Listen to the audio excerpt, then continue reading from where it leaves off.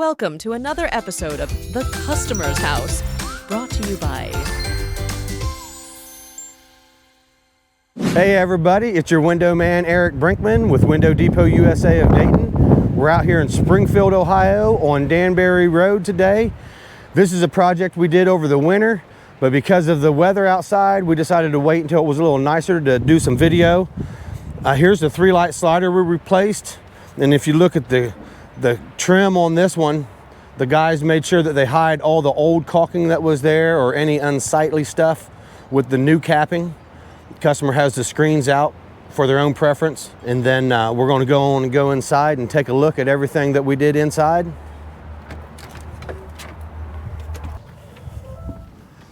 All right, so here we are on the inside. I'm gonna walk around and show this 3-light slider. The customers did get the grids on the ends, and just for the curb appeal, looks good. Now, one thing I did want to point out was what used to be in here, I believe, was a double hung, picture window double hung. And then when we take those out, there's a little bit of wood fill that needs to be done right here to finish it off. But other than that, it looks good, just like normal. Here we are in one of the bedrooms. What used to be in here was an awning window.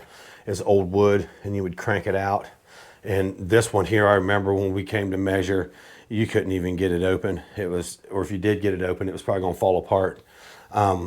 Customer, it's funny to see these in use, but the customer's using the restriction latch to keep the window from opening too far. Just wanna add, that is not considered part of the security, but it does deter somebody from coming in the house. So they could actually leave on a nice day and hope that that keeps anybody out. But there we go. And then the one other window I wanted to go to was the bathroom window.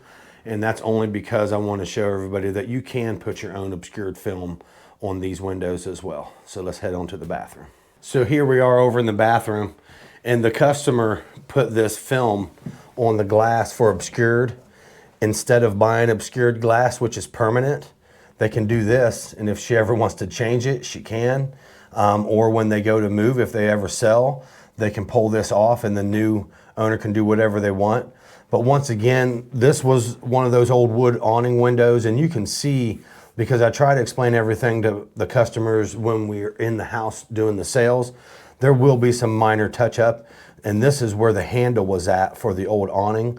So all they got to do to finish this opening is hit some touch up paint. This will be done, ready to go. So once again, thanks for joining us for another episode of The Customer's House in season 2. Peace out, everybody.